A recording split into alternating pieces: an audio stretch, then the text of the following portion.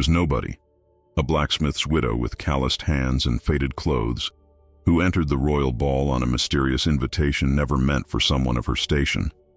The moment she stepped into the gilded hall, every nobleman and lady turned to stare, their whispers sharp as daggers against her skin. She should have run. She should have hidden. But then the unthinkable happened. The king, feared throughout the realm for his merciless rule and iron fist, rose from his throne. The crowd parted in stunned silence as he approached her, his cold eyes holding secrets that made her blood freeze in her veins. When he extended his hand and demanded the first waltz, her world shattered into pieces. What could possibly connect this powerful monarch to a humble village woman? What dangerous truth lies buried beneath their forbidden dance? A truth so explosive it could topple a kingdom and rewrite history itself. The moment she stepped into the gilded hall, her chest tightened with suffocating dread. The widow felt every pair of eyes cutting through her like winter frost as she trembled beneath her hastily altered gown. The grand ballroom devoured her courage with each echoing footstep across marble floors that reflected candlelight like scattered gold coins. Wealth she had never known and would never possess. Eleanor clutched her worn shawl closer, fingers whitening at the knuckles as laughter died around her. Her heart hammered against her ribs with such violence she feared the noble ladies might hear it beneath the musician's tentative notes. She didn't belong here. Every instinct screamed for her to flee, yet her feet remained rooted, a trapped animal sensing danger from all sides. The scent of exotic spices, perfumed nobility, and fresh-baked bread twisted into a nauseating mixture that clung to the back of her throat. She swallowed hard against the rising panic. A bead of cold sweat traced the curve of her spine, making her shiver despite the warmth from 100 flickering candles suspended in iron chandeliers above. The dancing flames cast ghoulish shadows across the faces of those who watched her, some with undisguised contempt, others with predatory curiosity. "Who let the beggar woman in?" The whisper sliced through the momentary hush, followed by stifled laughter that burned Eleanor's cheeks crimson. She lowered her gaze to the floor, studying the intricate patterns her mud-stained shoes had no right to stand upon. The merchant's invitation, delivered by mistake or perhaps as some nobleman's cruel jest, felt impossibly heavy in the hidden pocket she'd sewn into her dress. Memories of her husband's gentle hands flashed unbidden before her eyes. How many times had those calloused fingers, blackened by the forge, brushed away her tears? "Someday," he'd whispered in the darkness of their tiny home, "they'll see your worth." But he was gone now, buried in unmarked soil with only her quiet prayers to mark his passing. And here she stood, a mockery of his faith in her. The crowd parted around her like water avoiding poison, creating an island of shame in which she stood frozen. Ladies in gowns worth more than everything she'd ever owned fanned themselves furiously, as though her presence might somehow contaminate the very air. Knights and nobles gestured toward her with wine-filled goblets, their eyes gleaming with malicious amusement or raw disapproval. "Perhaps she's come to serve the wine," one woman suggested, her voice dripping with venom disguised as humor. "Or to clean the chamber pots when our festivities conclude." Eleanor's throat closed around unspoken defenses. She had been a wife, a partner to a man who'd worked himself to death at the forge.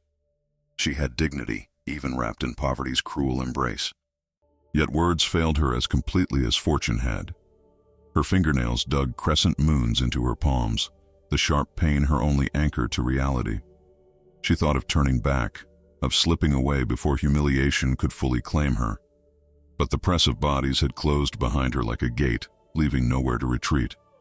The music faltered, strings and pipes losing their harmony as musicians sensed the tension rippling through the gathering. Even the servants paused in their duties, goblets and platters suspended mid-task, waiting for the inevitable moment when guards would drag her back to the world where she belonged. A flash of movement caught her eye, a young noblewoman gesturing frantically toward guards stationed near massive oak doors. Eleanor's stomach twisted into knots. Soon rough hands would grasp her arms, and tomorrow there would be new bruises to match the old ones left by creditors demanding payment for her husband's burial. Then something extraordinary happened. The ambient noise, laughter, whispers, even the tentative music, died completely. The sudden silence pressed against Eleanor's ears like water deep beneath a lake's surface. She lifted her gaze instinctively and felt her heart stutter. The king was rising from his throne. His towering figure, draped in midnight blue and silver thread that caught the candlelight like stars, commanded absolute stillness. This was not the benevolent monarch of children's tales, but the iron ruler whose tax collectors had driven families from their homes, whose armies had crushed rebellions with merciless efficiency. His face, framed by a closely trimmed beard peppered with silver, revealed nothing as his cold eyes surveyed the room with predatory precision. The crowd bowed as one, a forest bending before a tempest. Eleanor dropped into an awkward curtsy, her knees threatening to buckle entirely as terror replaced blood in her veins. The king stepped down from the dais, each footfall echoing with terrible purpose across suddenly silent stone. She kept her head bowed, praying to become invisible, yet somehow knowing with dreadful certainty that his approach was meant for her. Confusion warred with terror. Had she committed some offense greater than mere presence? Would she be made an example before these nobles? The king's shadow fell across her like night itself. Eleanor trembled uncontrollably, her vision blurring with unshed tears. She could smell the leather of his boots, the subtle scent of pine and metal that surrounded him. "Look at me," he commanded, his voice low yet carrying to every corner of the vast hall. Eleanor raised her face slowly, expecting to meet death in his gaze. Instead, she found something unfathomable, something that made her breath catch in her throat. Recognition. Impossible. Yet there it was, flickering behind his icy stare like distant lightning. The king extended his hand, palm up, fingers slightly curved. The gesture appeared almost gentle, utterly at odds with everything she knew of this man who ruled with unyielding force. "The first waltz," he said, each word falling like stone into water, creating ripples of disbelief through the assembly, "shall be yours." Eleanor's world narrowed to that outstretched hand, to the impossible choice before her. To refuse would be an insult punishable by imprisonment or worse. To accept would mark her forever in ways she couldn't begin to comprehend. Either way, nothing would ever be the same. The hall exploded in murmurs, and Eleanor felt something far greater than a simple dance hovering on the horizon. The king's eyes held hers, unblinking, waiting for her hand to meet his. And in that suspended moment, she understood with bone-deep certainty that whatever happened next would alter not just her life, but perhaps the very kingdom itself. The king's hand felt like winter iron against Eleanor's trembling fingers. Cold and unyielding, yet somehow steady enough to keep her from collapsing as he guided her to the center of the ballroom. The polished marble floor reflected their unlikely pairing, his commanding presence in royal finery, her faded dress with hastily mended seams that everyone could surely see. Her mouth went dry as dust as the musicians, after a moment of stunned hesitation, drew their bows across strings once more. The first notes quivered in the air like frightened birds. Eleanor's heart hammered so violently she feared it might burst through her ribs. She'd never learned proper court dances. How could she have? The distance between her world of blackened hearths and empty cupboards and this realm of crystal and silk had always been unbridgeable. Yet now she stood at its center, the most powerful man in the kingdom holding her as if she belonged. "Follow my lead," the king commanded, his voice low enough that only she could hear, neither gentle nor harsh but terrifyingly neutral. "Your feet will remember what your mind does not yet know." Eleanor nodded, unable to speak as he began to guide her through the steps of the waltz. 1, 2, 3, 1, 2, 3, like the rhythmic clang that once echoed from her husband's forge. The thought made her throat tighten with unexpected grief. She focused instead on not stumbling, on the way the king's hand pressed against the small of her back with unnerving precision, steering her through turns that made her worn skirts swirl around ankles unused to such movement. Around them, the court had become a sea of thinly veiled outrage. Ladies with jewel-encrusted hair ornaments worth more than Eleanor's entire life whispered behind painted fans. Men whose fortunes were built on the backs of commoners like her stared with expressions ranging from bewilderment to naked hatred. She caught fragments of their venom as she passed. Disgraceful display. What bewitchment has she? The king has finally lost his... After my daughter spent months preparing to... The Countess of Eastmere, resplendent in emerald silk that matched the envy in her eyes, didn't bother lowering her voice. To think we must watch our sovereign soil his hands with a filthy village wench. Her teeth ground audibly as they passed, the sound like bones being crushed beneath a millstone. Eleanor kept her gaze fixed on a distant point beyond the king's shoulder, willing herself to become stone. Yet a strange detail caught her attention as they turned. The king's eyes. Those cold, calculating eyes she'd only ever glimpsed from afar during royal processions, weren't focused on her at all. They seemed to look through her, haunted by something she couldn't name, not desire nor cruel amusement at her discomfort, but something ancient and unsettling, a memory perhaps that her presence had somehow unearthed. "You dance well for a blacksmith's widow," he remarked suddenly, the words sliding between them like a blade. Eleanor nearly missed a step, her ankle twisting painfully before she recovered. "How do you? I know much about my kingdom, more than my subjects might believe." His grip tightened almost imperceptibly as they navigated a particularly complex turn. Even those in the smallest villages. A chill crawled up Eleanor's spine that had nothing to do with the draft from the high windows. Her husband had been nobody, a village blacksmith who died of fever after working himself to exhaustion, a good man whose hands had been perpetually stained with soot, whose dreams had been as modest as their home. What could the king possibly know, or care, about such a man? The musicians played on, though Eleanor could sense their confusion in the occasionally strained notes. This dance felt increasingly like a performance with meanings beyond her grasp. The king's face remained impassive, a mask revealing nothing while concealing everything. Yet his eyes occasionally flickered with something that might have been recognition when she moved a certain way, or turned her head at a particular angle. As they passed near a cluster of royal advisors, she noticed their faces had drained of color. One elderly counselor with a silver chain of office looked particularly disturbed, his rheumy eyes following their every movement with growing alarm. Whatever was happening transcended mere scandal. It was something that threatened carefully maintained order. "They fear what they do not understand," the king observed, following her gaze. "Fear is useful in a court. It keeps ambitions in check." "And what should I fear, Your Majesty?" The question escaped before Eleanor could stop it, surprising herself with her boldness. For the first time, the king's expression shifted, the barest hint of what might have been amusement touching the corners of his mouth. "Clever. Most in your position would fear me." "I do," she admitted, the words barely audible above the music. "But I fear the unknown more." The waltz was nearing its conclusion, the final notes hovering like held breath. Eleanor felt dozens of eyes boring into her back, daggers of resentment and confusion seeking vulnerable places.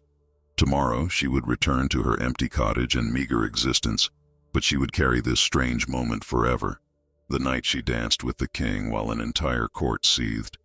As the music faded, the king did not immediately release her as protocol surely dictated. Instead, he bent slightly, his face drawing closer to hers. Eleanor's breath caught in her throat. The nearness of him, this man who held power of life and death over every soul in the kingdom, made her skin prickle with warning.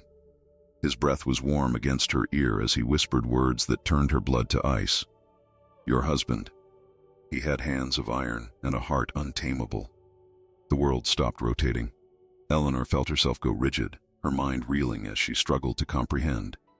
Those specific words, she had used them herself in quiet moments of grief, speaking to her husband's memory in the privacy of their empty home. How could the king know such intimate details? What impossible connection could exist between the most powerful man in the realm and the humble blacksmith she had loved? The king stepped back, his face once more unreadable as he gave her the slightest of bows, a gesture that sent fresh ripples of shock through the watching nobility. "You have honored me with this dance," he said, loudly enough for those nearby to hear. Eleanor found herself unable to move, frozen between confusion and dawning horror. The implications of his whispered words expanded in her mind like blood in water. Her husband had kept secrets, secrets that somehow reached the throne itself. As the king turned away, returning to his dais with measured steps that betrayed nothing, the spell of silence broke. The court surged forward, a tide of silk and jewels and outrage demanding explanations that would not come. Eleanor stood alone in the center of the storm, trembling not from fear now but from a desperate need to understand. She took one unsteady step backward, then another, watching as the crowd closed around their king. Pressing for answers he showed no intention of giving. His gaze found hers once more across the distance, a look that carried both warning and promise. The entire ballroom seemed to hold its breath, hungry for resolution to this incomprehensible breach of tradition and hierarchy. What connection could possibly exist between their fearsome monarch and a common blacksmith's widow? What debt or memory had prompted such a public display? Eleanor felt the weight of their questioning stares, their demands for an explanation she could not provide. She had entered this palace a nobody and would leave it carrying a dangerous mystery, one that threatened to shatter everything she thought she knew about her past. The ballroom spun around Eleanor in a nauseating whirl of color and light, though the music had resumed and the king had retreated to his throne. His words echoed through her mind with merciless repetition. Your husband, he had hands of iron and a heart untamable. Those were her private words. Sacred fragments she whispered to herself on lonely nights when Thomas's absence felt like a physical wound. How could the king know them? What shadows from her past had suddenly stepped into blinding light? Eleanor pressed her back against a cold marble column, trying to steady her breathing as nobles twirled past in their expensive finery, deliberately avoiding her corner of isolation. Her fingers traced the rough texture of the stone behind her, desperate for any sensation to anchor her to reality. The king had recognized something in her dead husband, a man who had spent his days bent over an anvil, hammering out horseshoes and hinges in their tiny village. Thomas, who had barely spoken 10 words about his life before they met. Thomas, with his strong, silent ways and eyes that sometimes gazed beyond the horizon as if seeking something lost. A memory surfaced unbidden, Thomas returning late one night 6 years ago, soaked to the bone, his expression haunted. Just a traveler needing help with his horse, he'd explained when she questioned his absence. He'd been different after that night, more watchful, more prone to staring into the darkness beyond their window. She'd attributed the change to exhaustion, to the burden of feeding them through a harsh winter. But what if... The music swelled to cover the increasing murmurs of the court. Eleanor caught fragments of speculation floating around her like autumn leaves. Perhaps she's his bastard daughter. More likely a mistress. Did you see the way he looked at her? As if seeing a ghost. She wanted to scream, to tell them all they were wrong, that she was nobody, that her connection to the king was as mysterious to her as it was to them. Instead, she forced herself to breathe slowly, counting each inhale as her mother had taught her during childhood nightmares. 1, 2, 3. The weight of unseen revelations pressed against her chest like stones. Eleanor pushed herself away from the column, needing movement to calm her racing thoughts. As she navigated the edges of the ballroom, she became acutely aware of the texture of everything around her. The brush of heavy brocade curtains against her fingertips, the subtle variations in the marble floor beneath her worn shoes, the changing temperature as she passed near windows that looked out into the star-filled night. These small sensations kept her tethered when her mind threatened to float away on currents of confusion. She didn't notice the approaching woman until a shadow fell across her path. The lady wore a gown the color of ripe plums, her neck and wrists dripping with pearls that glowed softly in the candlelight. Her beauty might have been striking if not for the cruel twist of her painted lips. What witchcraft did you use to enchant our king? The noblewoman's voice dripped with venom, though she kept her volume low enough that only Eleanor could hear. A filthy widow should never set foot in these halls, much less touch the royal person. The words struck Eleanor like physical blows. She opened her mouth to defend herself, but found her voice had abandoned her. The woman stepped closer, bringing with her the cloying scent of exotic perfume that made Eleanor's head spin. We've already sent servants to investigate your hovel, the lady continued, her smile never reaching her eyes. Whatever hold you have over him will be discovered and broken. Commoners who rise above their station rarely keep their heads for long. A cold sweat broke out across Eleanor's forehead. She thought of her small cottage with its few precious possessions. Thomas's tools she couldn't bear to sell, his mother's wooden comb, the pressed flower from their wedding day. The idea of strangers pawing through these sacred remnants made her stomach clench with both fear and unexpected anger. "I have no hold over anyone," Eleanor finally managed, her voice steadier than she felt. "The king's actions are his own mystery." The noblewoman's eyes narrowed. "Every mystery has a solution, widow, and yours will—" "Lady Ravenna," a male voice interrupted, causing both women to turn. An elderly courtier with a silver chain of office stood nearby, his expression carefully neutral. "His Majesty requests your presence in the eastern alcove. Something about your brother's petition." The woman, Lady Ravenna, shot Eleanor one final venomous glare before composing her features into a pleasant mask. "Of course, I shall attend him immediately." She swept away, leaving behind only the lingering threat of her words and the suffocating scent of her perfume. The elderly courtier remained, studying Eleanor with eyes that missed nothing. "Be cautious, blacksmith's widow," he said quietly. "You have stumbled into currents deeper than you know." Before she could respond, he too had melted back into the crowd, leaving Eleanor with fresh questions blooming like bruises. How many here knew of her? How deep did this inexplicable connection between her dead husband and the king truly go? Across the vast room, Eleanor could see the king seated on his throne, surrounded by advisors who leaned close, their expressions urgent. Yet his gaze repeatedly drifted to where she stood, watching her with that same unsettling intensity. Not with desire or curiosity, but with something that looked almost like obligation, as if her presence had awakened some long-dormant duty. The realization struck her with unexpected force. The king's dance had not been mere whim or cruelty. It had been deliberate, a message or perhaps a payment of sorts. The thought made her dizzy with implications. What debt could the most powerful man in the kingdom owe to a simple blacksmith? What service could Thomas have possibly rendered that would merit such a public acknowledgement? Eleanor closed her eyes briefly, struggling to reconcile the husband she had known. Gentle, hard-working Thomas, with perpetually soot-blackened fingers and a quiet laugh. With whatever shadow self had apparently crossed paths with royalty. The man who had held her through winter nights, who had taught village children how to care for their ponies, who had never spoken an unkind word even when fever ravaged his body in those final days. When she opened her eyes again, she found her resolve had hardened into something unexpected. She would not flee this ballroom until she understood the truth. She owed Thomas that much at least. If the king had summoned her here, deliberately or by chance, to acknowledge some hidden history, then she would uncover what lay beneath his cryptic words. With newfound determination, Eleanor straightened her shoulders and stepped away from the wall that had supported her. The music continued its elegant patterns, dancers swirled in their finery, and whispers followed her like persistent shadows.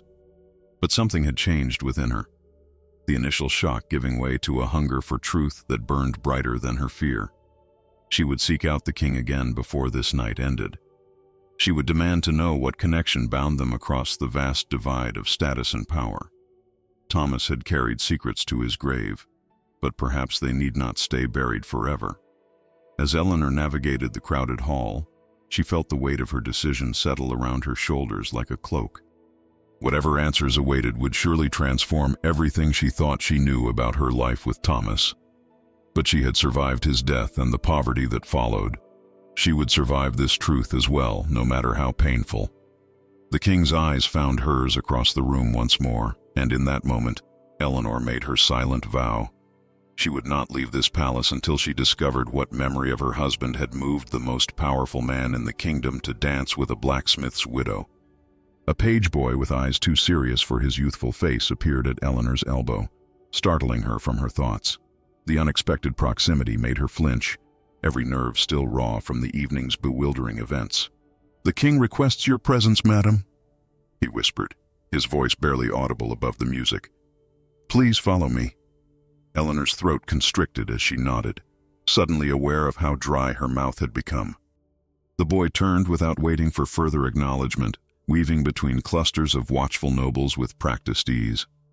She followed, feeling their stares burning into her back like hot coals. The Countess in emerald silk tracked their progress with narrowed eyes. Two knights ceased their conversation mid-sentence, hands instinctively moving to sword hilts as if her passage represented some unnamed threat. The page led her away from the blazing lights and music of the main hall, down a corridor where shadows stretched long across tapestried walls. Torch sconces cast dancing light that made the woven hunting scene seem to move with predatory intent. Each step took Eleanor further from the relative safety of public scrutiny and deeper into the castle's private domain.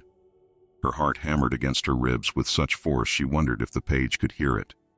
They passed guarded doorways where armored men stood at attention, their eyes forward but somehow still watching her. Through archways, she glimpsed rooms of staggering opulence, chambers filled with artifacts from distant lands, libraries with more books than she'd seen in her entire life, sitting rooms where the smallest ornament likely cost more than everything she'd ever owned. The boy finally stopped before an unassuming oak door, its simple design at odds with the grandeur surrounding it. "His Majesty awaits within," he said, bowing slightly before retreating back the way they'd come. Eleanor stood frozen, staring at the wooden barrier, as if it might provide some explanation for the madness of this night. Her fingertips tingled with a peculiar numbness. The distant music from the ballroom sounded muted and distorted, as if reaching her from across a vast lake. Behind this door waited answers, or perhaps more devastating questions. Drawing a shaky breath, she raised her hand and knocked. "Enter." The king's voice carried clearly through the wood. The door swung inward without a sound, revealing not the lavish royal chamber she'd expected but a spare, functional room lit by a single lantern. Maps covered one wall, their edges curling slightly with age. A simple wooden table dominated the center, its surface bare except for a goblet of untouched wine. The king stood by a narrow window, his back to her, gazing out at the night sky where a half-moon hung amid scattered stars.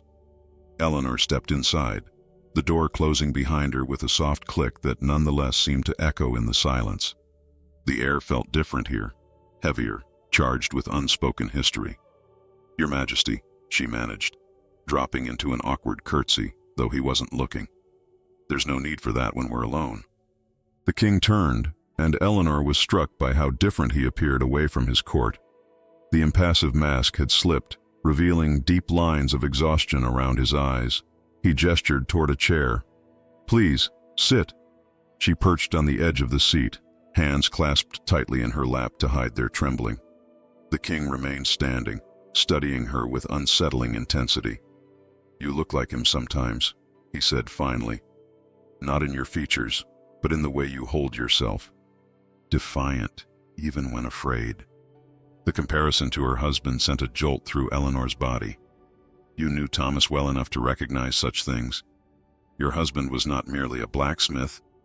The king's voice had dropped to a grave timbre that made her skin prickle with apprehension. "He saved my life when I was still a prince." The word struck Eleanor like a physical blow, driving the breath from her lungs. She gripped the edges of her chair, the rough wood beneath her fingers the only thing keeping her anchored to reality. Thomas, her quiet, hard-working Thomas, connected to royalty. It seemed impossible, yet the king's solemn expression offered no hint of deception. How? The question emerged as little more than a whisper. The king moved to the table, tracing its edge with his fingertips. It was 6 years ago, during what history now politely calls the Northern Border Dispute. In truth, it was an assassination attempt disguised as a minor rebellion. His jaw tightened. My own cousin orchestrated it, hoping to clear his path to the throne. Eleanor's mind raced back, counting seasons. 6 years ago, the same time Thomas had returned home that stormy night, soaked and silent, his eyes haunted by something he refused to name. "I was separated from my guards during an ambush," the king continued. "Wounded, hunted through forests I didn't know by men who wanted my head. Your husband found me collapsed near his forge." He turned to face her fully, and for the first time, Eleanor saw not the fearsome monarch, but a man still haunted by memories of his own mortality. He could have turned me over to my pursuers, could have claimed the reward my cousin secretly offered. Instead, he hid me in his workshop, treated my wounds, and fed me from his own meager stores for 3 days. The king's voice softened with something like reverence. He protected me when no one else dared, and guarded that secret until his death. Eleanor felt tears burning behind her eyes.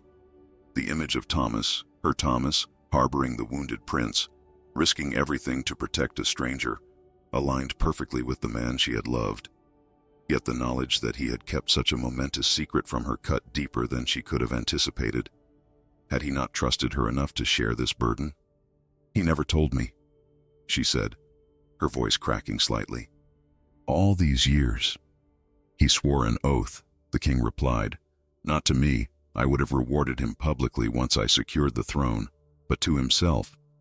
He said knowledge of such things would only bring danger to those he loved."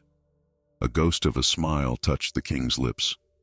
"He spoke of you often during those days, of your kindness, your strength." Eleanor closed her eyes briefly, overwhelmed.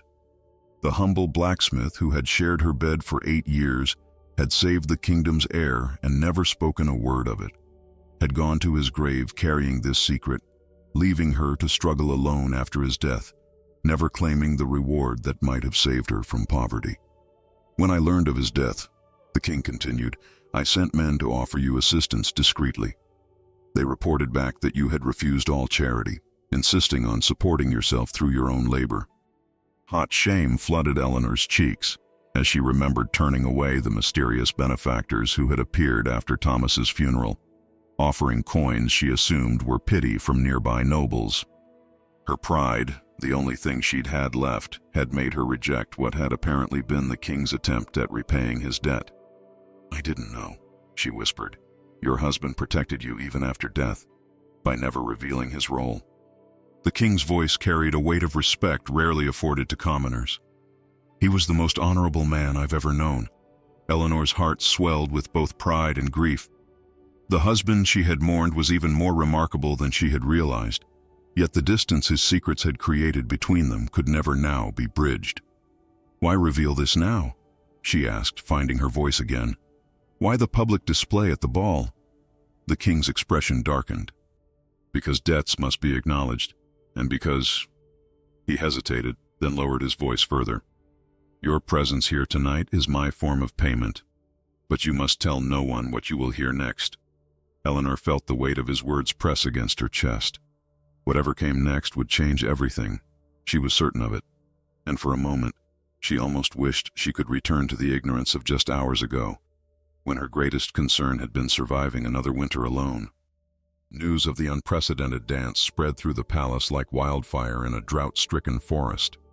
Servants who had witnessed the spectacle whispered to those who hadn't, embellishing details with each retelling. By the time Eleanor returned to the main hall, the story had transformed from curious anomaly to full-blown conspiracy. She could feel it in the electrified atmosphere, see it in the huddled groups of nobles casting furtive glances her way. The king had returned to his throne after their private conversation, his regal mask firmly back in place. If not for the weight of his revelations pressing down on her shoulders, Eleanor might have believed she'd imagined their entire exchange. The secret knowledge sat heavy in her chest, a burden and a treasure simultaneously. Thomas, her simple blacksmith husband, had altered the course of history with one act of courage, then carried that secret to his grave to protect her.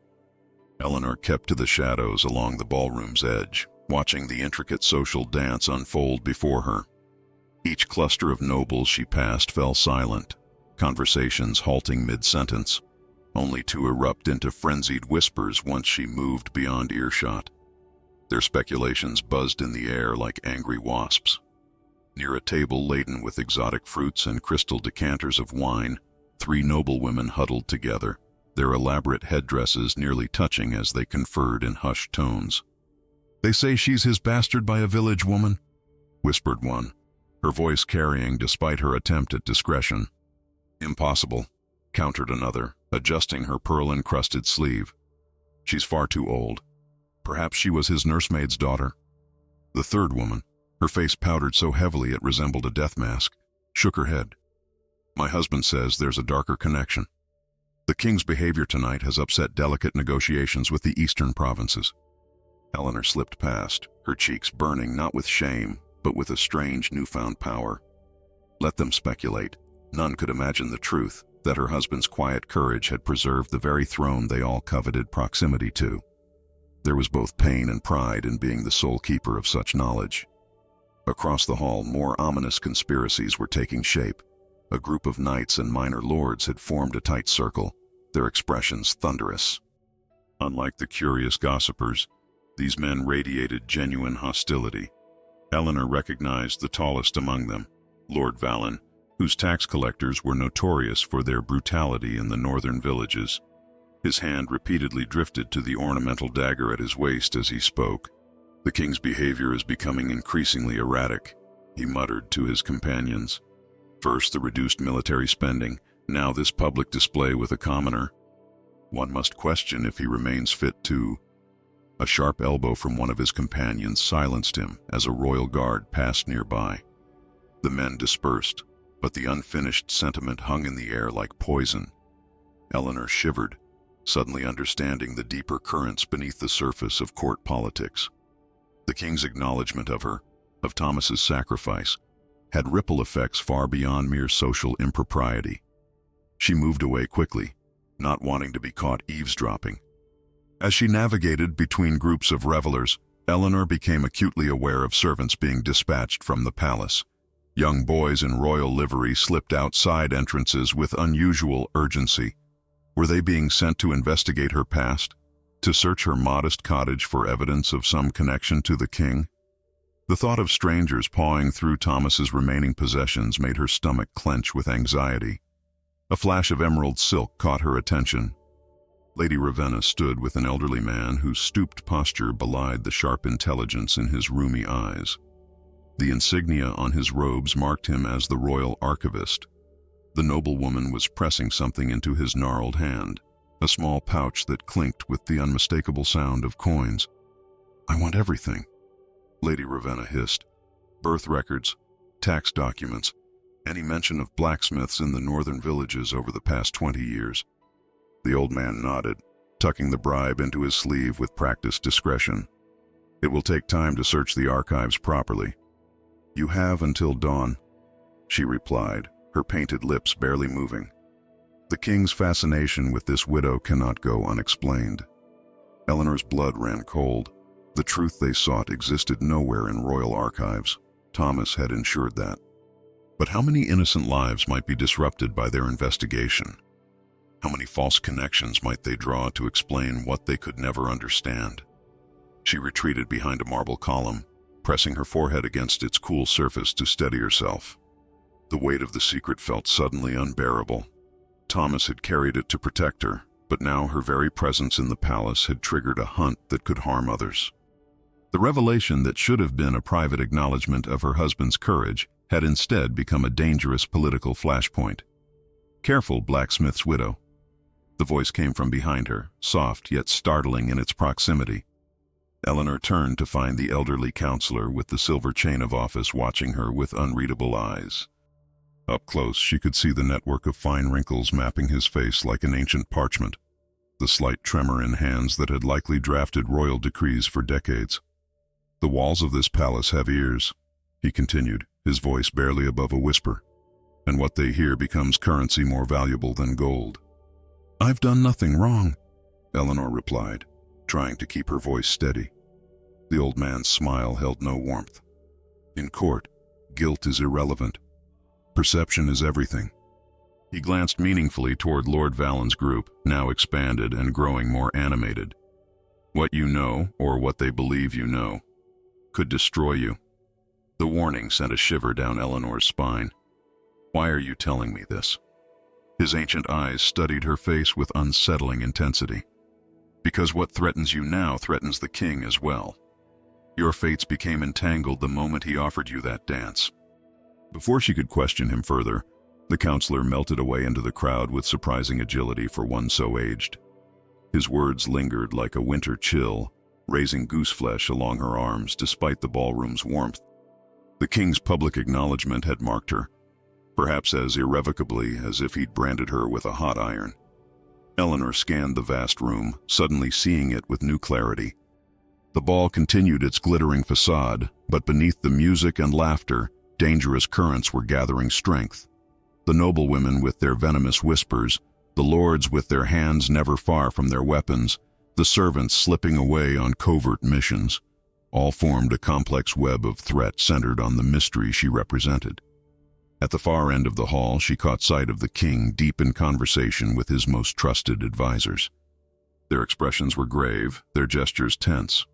Whatever they discussed brought a shadow to the monarch's face that Eleanor recognized from their private meeting, the weight of knowledge that could not be safely shared.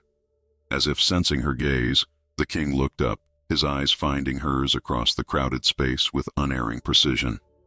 The connection lasted only a heartbeat, but in it, Eleanor read a clear message: caution, danger. The dance had been more than acknowledgement. It had been the opening move in a game whose rules and stakes she was only beginning to comprehend. She straightened her shoulders, abandoning the column's support. The humble blacksmith's widow who had entered this palace trembling now stood amidst its dangers with growing resolve. Thomas had protected the then prince with courage and discretion.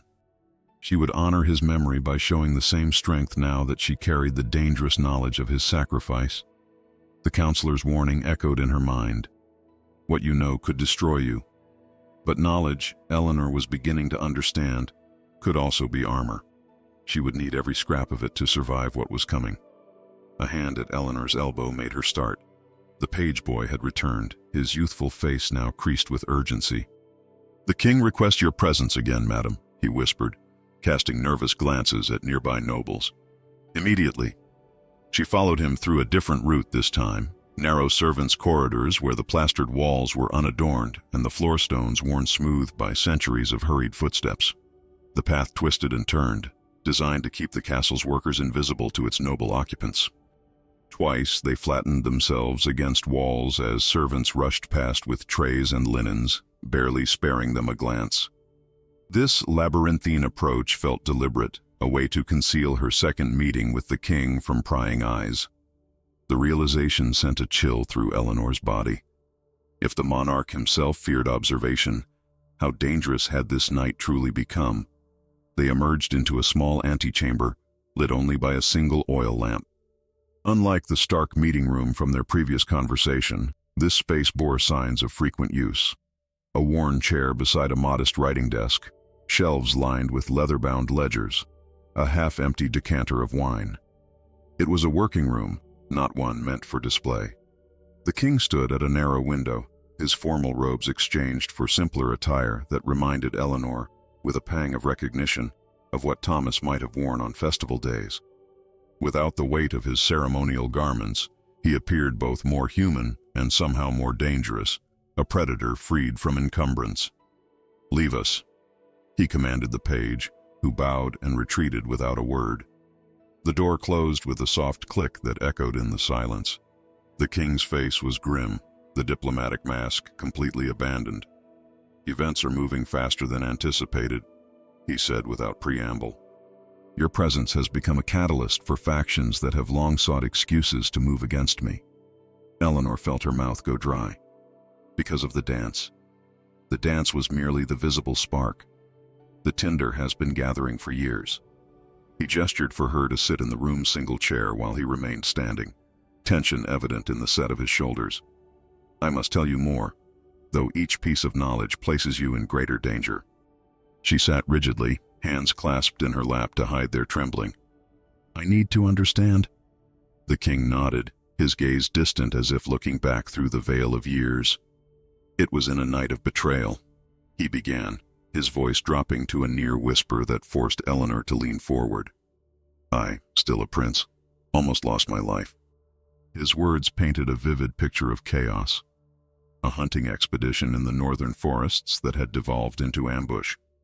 The prince separated from loyal guards and pursued through darkness by his cousin's assassins. The wounds he described made Eleanor flinch. An arrow to the shoulder, a sword slash across his back. Injuries that would have killed a weaker man. "I remember so little of how I reached your village," the king continued. "Blood loss, perhaps.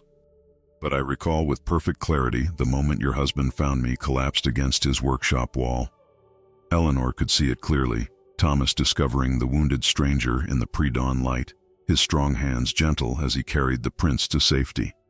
The king's description matched her husband's character in every detail. Decisive yet compassionate, brave without foolhardiness. "Your husband hid me beneath the floorboards of his forge when the search parties came," the king said, a tremor entering his voice for the first time. "He covered the trapdoor with his anvil and continued working above me, hammering metal as men with murder in their hearts questioned him mere feet from where I lay." The image stole Eleanor's breath. Thomas standing over hidden royalty, his face betraying nothing as he answered questions about a fugitive prince supposedly spotted nearby. How had she not known? How had he returned home those nights, kissed her forehead, eaten the simple meals she prepared, all while harboring such a monumental secret? For 3 days, he fed me, treated my wounds with herbs and poultices, kept me hidden while my cousin's men scoured every home and barn in the village. The king's hands clenched into fists at the memory. On the 4th night, when I had strength enough to travel, he smuggled me to loyal forces camped beyond the eastern ridge. The king turned to face her fully, something like reverence in his expression. "Your husband refused all reward. When I pressed gold into his hands, he returned it. I did not save you for coin," he told me. "I saved you because it was right." Tears blurred Eleanor's vision. Those words, so perfectly Thomas in their simple integrity, broke something open inside her chest. Pride and grief collided, creating an ache so profound it felt physical. "The only promise he extracted," the king continued, his voice rough with emotion, "was that I never reveal his role. I have a wife," he said, "and knowledge of this would only bring danger to her door." Even in his moment of greatest courage, his thoughts were only of protecting you. Eleanor pressed her fingers against her lips to stifle a sob. Thomas had gone to his grave, allowing her to believe he was nothing more than a village blacksmith, when he had literally shaped the kingdom's future with his calloused hands. The king moved closer, dropping to one knee before her chair, a gesture so shocking Eleanor nearly recoiled. The most powerful man in the realm, kneeling before a blacksmith's widow. When news reached me of his death, I was bound by my promise not to acknowledge him publicly. Genuine regret shadowed the king's features. "It has haunted me these 3 years past. The greatest debt of my life, left unpaid." "But why now?" Eleanor whispered. "Why risk exposing this secret after so long?" The king's expression darkened. "Because those who sought my death then have never abandoned their ambition. My cousin perished in the subsequent conflict, but his allies merely retreated into shadow." He rose to his feet, pacing the small room with coiled energy. "Recent events have emboldened them. They whisper that I've grown weak, that my policies favor commoners over nobility." He stopped, fixing her with an intense gaze. "Your life was marked by your husband's silence. Now I want all to know of his courage, though I cannot explain why without revealing state secrets that would throw the kingdom into chaos." Eleanor felt the blood drain from her face as understanding dawned. The king wasn't merely acknowledging a debt, he was making her a symbol in a larger political struggle. The dance, the public recognition, had been calculated moves in a dangerous game between crown and nobility. "Tonight's announcement will change everything for you," he said quietly. "After I speak, you can never return to anonymity." Eleanor stood on legs that threatened to buckle, sudden anger cutting through her confusion. "You would use Thomas's memory as a political weapon?" The words emerged sharper than she intended, but she couldn't retract them. For a moment, the king's expression hardened into the fearsome mask his subjects knew all too well. Then, surprisingly, it softened. "Not a weapon," he corrected gently. "A shield. His integrity, made public, becomes protection for the values he died believing in." Eleanor turned away, moving to the window where stars glittered in the night sky. The same stars that had watched over Thomas as he made his fateful decision to save the prince, never knowing how that choice would eventually transform his widow's life. "What if I refuse?" she asked quietly. "What if I wish his memory to remain private, unmarked by court politics?" The king was silent for so long that Eleanor finally turned back to face him. His expression was grave, the weight of the crown evident in every line of his face.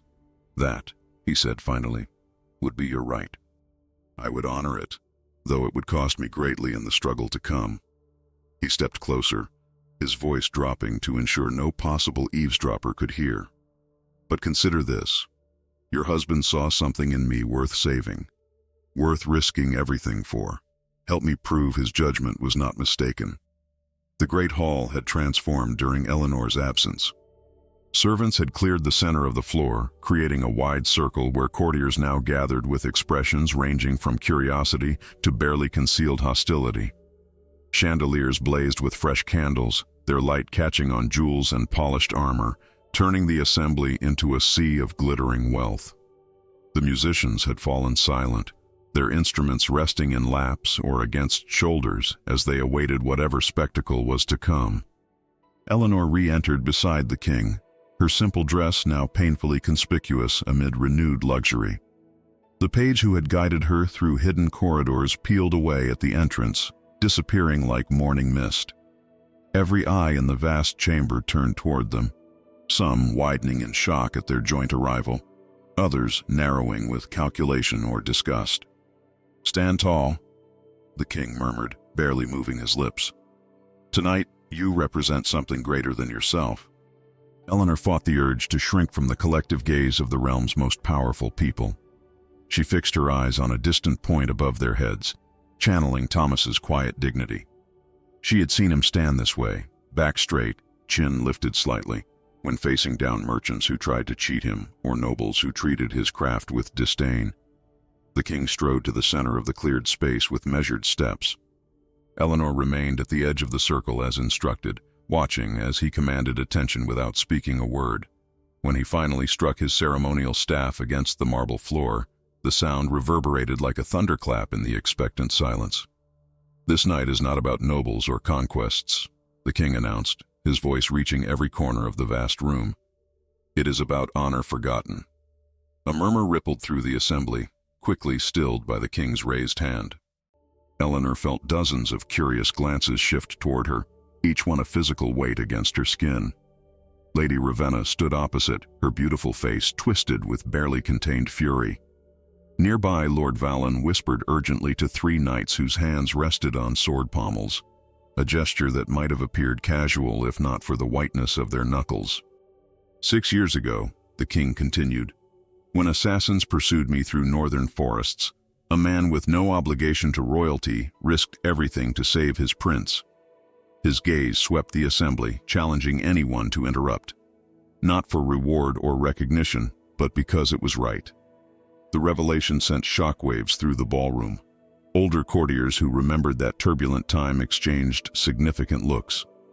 Younger nobles leaned forward, hunger for this untold history evident in their expressions. The counselor with the silver chain watched Eleanor with eyes that missed nothing, his wrinkled hand stroking his beard in contemplative motion. As the king recounted the story of his near death and rescue, Eleanor watched the court's reaction transform. He named no names yet, but described a humble blacksmith with such specific detail that every eye inevitably turned toward her. Some with newfound respect, others with dangerous speculation. "For 6 years I honored his request for anonymity," the king said, his voice dropping to a register that forced complete silence as courtiers strained to hear. He wished only to protect those he loved from the dangers such knowledge would bring. Eleanor felt her heart racing, blood rushing in her ears like distant ocean waves. This public declaration would change everything, just as the king had warned. There would be no returning to her quiet life after this. For better or worse, she would forever be marked by her connection to the throne. "Tonight, I break that promise." The king's voice gained strength again, filling the hall with undeniable authority. "Because some debts cannot remain unpaid. Because some courage deserves recognition, even if delayed by years." He turned then, extending his hand toward Eleanor in unmistakable summons. A collective intake of breath swept through the assembly as she stepped forward, moving through the circle of nobles who parted before her with expressions ranging from awe to outright hostility. Her legs felt wooden, her heart hammering against her ribs with such force she feared it might be visible through her bodice. When she reached the king's side, he did something that sent the court into complete disarray. He bowed to her, a gesture reserved for visiting royalty or the highest nobility. "The blacksmith who saved my life," the king announced, rising from his bow, "was Thomas of Ironoak, husband to Eleanor who stands before you." The name of her village, so small it barely warranted mention on most maps, now echoed through the greatest hall in the kingdom. Eleanor heard gasps, murmurs, even a few shouts of protest from the back of the crowd. The floor seemed to shift beneath her feet as reality rearranged itself around this public declaration. "A commoner!" The outraged cry came from a red-faced baron whose family crest displayed a hunting falcon. "You bow to a common laborer's widow?" "I bow," the king replied with dangerous quietness, "to the courage that preserved your kingdom, though you never knew it was endangered." The baron stepped back, chastened but not convinced. Others were less easily silenced. Lord Valen pushed forward, his ornate doublet straining across his broad chest as he approached the circle's edge. "Your Majesty," he began, his tone a pretense of respect that barely masked his challenge. "While we all appreciate loyalty, this public display seems excessive for acknowledging a service, however valuable, from a commoner." His gaze flicked dismissively toward Eleanor, particularly one of such humble station. The king's expression remained impassive, but Eleanor caught the slight tensing of his jaw, the only visible sign of his anger. "Would you prefer I had died in those woods, Lord Valen? Perhaps you found my cousin's vision for the realm more appealing?" The accusation hung in the air like a drawn blade. Valen's face paled, then flushed dark red. Those standing near him stepped away, creating distance between themselves and the implied treason. "I merely suggest," Valen recovered, choosing his words with evident care, "that private recognition would be more appropriate than elevating a blacksmith's memory before the entire court." Several nobles tapped their rings or goblets against nearby surfaces in agreement, a subtle show of solidarity with Valen's position. The division Eleanor had sensed earlier was now manifest, the court physically separating into factions before her eyes. The king surveyed the room, noting each gesture of dissent with cold precision. "When I was pursued through darkness by those who sought my death, no noble house answered my call for aid." His voice carried a chill that made even the most arrogant courtiers falter. "It was a man with calloused hands and honest heart who saved your king, and by extension, your privileges and positions." He turned to Eleanor, taking her hand in a gesture visible to all. "From this night forward, the House of Ironoak will have an eternal place in the crown's memory." The pronouncement fell like a thunderbolt. Some nobles battered their staff ends against the marble in protest. Others stood in stunned silence. A small contingent, mostly younger lords and ladies from lesser houses, began to applaud, their faces alight with something that looked remarkably like hope. Eleanor hardly registered the chaos erupting around her. The king's words replayed in her mind. "The House of Ironoak." With those 5 words, he had transformed her status completely, not merely acknowledging Thomas's deed, but elevating his name, their name, to recognize standing. It was unprecedented, a disruption of social order that would reverberate throughout the kingdom. Through tears that threatened to fall, Eleanor looked directly at the king, not as a subject, but as the widow of the man who had saved him. In that unguarded moment, she saw not the calculated political move, but genuine gratitude in his eyes. Thomas had seen something worth saving in this man. Perhaps his judgment had indeed been sound.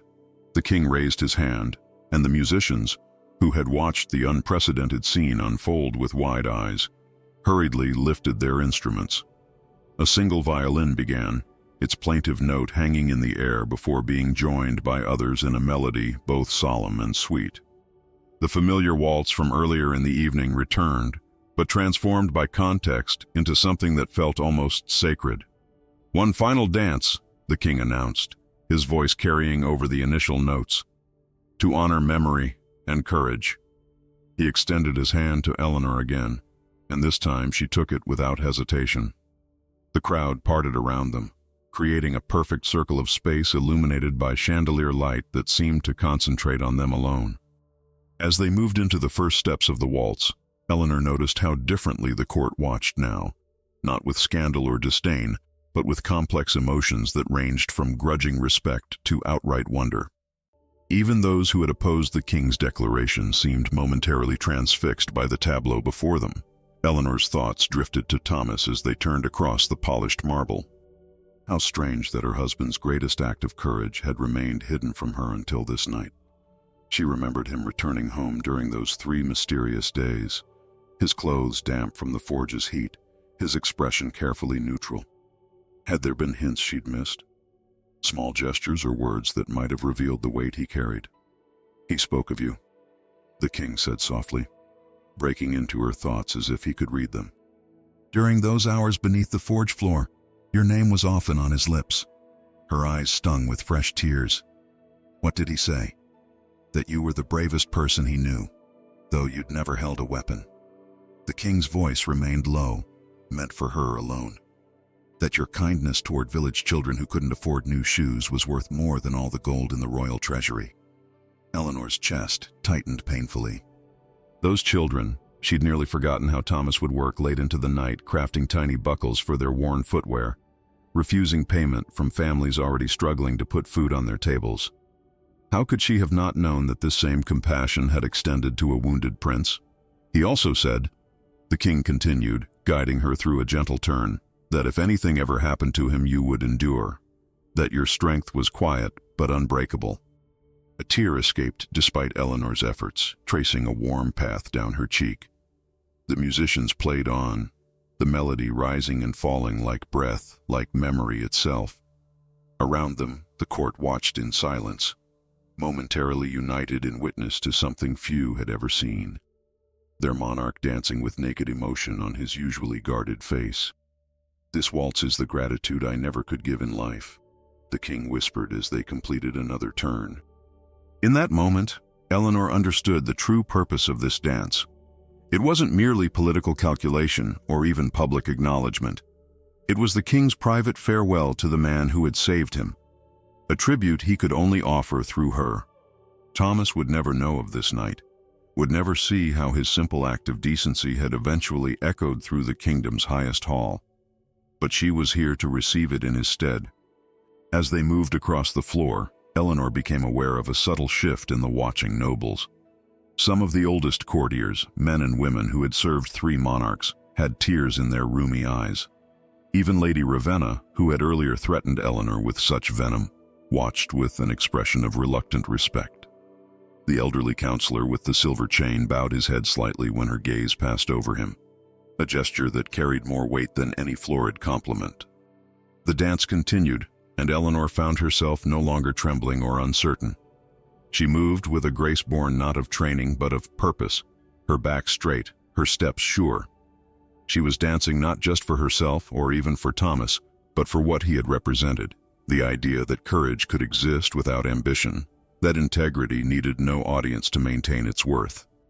Near the edge of the circle, she glimpsed Lord Vallon and his supporters watching with cold calculation, their momentary awe hardening back into opposition. They would not be converted by this display. If anything, the public elevation of a commoner's memory would only steel their resolve against the king's policies. Yet even they could not break the spell of the moment, could not interrupt this waltz without revealing themselves as petty in the face of genuine nobility. As the music approached its final measures, Eleanor realized with sudden clarity that she would never return to her old life. Whether she wished it or not, from this night forward, she would carry not only Thomas's private memory, but also his public legacy. The king had given her both gift and burden in equal measure. The final notes of the waltz hung in the air, lingering like the last light of sunset before silence fell across the hall. The king stepped back and bowed once more, not the perfunctory nod he had offered earlier, but a gesture of genuine respect that left no doubt about his sincerity. When he straightened, his face had regained its regal composure, though something in his eyes remained changed. "From this day," he announced to the court, his voice filling every corner of the vast chamber, "the name of Thomas of Iron-Oak will be inscribed in the kingdom's records as royal savior and true noble of the realm." A hush fell over the assembly, the weight of history being written before their eyes pressing down upon even the most cynical courtiers. Then, starting from the back of the hall where the younger nobles stood, A slow, deliberate applause began. It spread gradually, gaining strength and conviction until most of the court had joined. Some enthusiastically, others with reluctant acknowledgement of the moment's significance. When the king escorted Eleanor from the center of the circle, the crowd parted with newfound deference. The same nobles who had earlier sneered at her presence now inclined their heads as she passed. Not all. Valen and his allies remained rigidly upright, their faces masks of controlled displeasure, but enough to mark how profoundly the night had transformed her standing. "Your husband's memory now belongs to the kingdom," the king said quietly as they reached the edge of the hall. "But his heart belonged only to you." Eleanor nodded, unable to speak through the knot in her throat. She would return to her village tomorrow, to the small cottage filled with Thomas's absent presence. But nothing would ever be the same. The whispers would follow her, some kind, others suspicious. The king's recognition would bring both protection and danger. Yet, as she looked back at the glittering assembly, at the wealth and power that had briefly parted to acknowledge a blacksmith's courage, Eleanor felt a strange peace settle over her grief. Thomas had lived and died believing in quiet goodness, in doing right without recognition. That the world now knew of his deed changed nothing about the man he had been. As the music resumed and the ball continued its glittering progress, Eleanor stood straight-backed at the edge of festivities that would soon forget her presence. The king had returned to his duties, drawn into conversation with ambassadors whose patience had been tested by the night's unexpected events. Court life was already flowing back into its familiar channels, though now with new currents running beneath the surface. Eleanor closed her eyes briefly, feeling Thomas's presence more strongly than she had in years, not in grand gestures or royal recognition, but in the simple certainty that he had lived by his principles until the end. The greatest tribute to his memory wouldn't be the king's public declaration or her elevated status, but her choice to carry forward with the same quiet integrity that had defined his life. When she opened her eyes again, Eleanor walked away from the ball with dignity that owed nothing to titles or royal favor. The kind of dignity Thomas had always possessed, even when his hands were black with forged soot and his clothes worn thin by honest labor. Her heart remained broken, but now pieced together with pride and newfound purpose. The waltz of gratitude had ended, but its echoes would remain, transforming grief into something enduring that even death could not diminish. In the quiet moments that follow great sacrifice, we often find the most profound truths about courage and love. Eleanor's journey from trembling widow to dignified bearer of a kingdom-changing secret reminds us that true nobility comes not from birth or title, but from the quiet choices we make when no one is watching. Thomas saved a king not for glory or reward, but because it was right, a simple principle that ultimately transformed a realm. What would you do if faced with such a choice? Would you risk everything to protect someone who needed help, even if they could never repay you? Would you have the strength to keep such a monumental secret, knowing it might forever change how history remembers you? Sometimes the most powerful acts of courage leave no visible monuments, existing only in the hearts of those who witnessed them. If this story moved you, remember that we all have opportunities for quiet heroism in our daily lives. The smallest acts of integrity can ripple outward in ways we may never fully see. Share this tale with someone whose courage deserves recognition, and subscribe to hear more stories that uncover the extraordinary hidden within seemingly ordinary lives. Your support allows these forgotten histories to find their voice.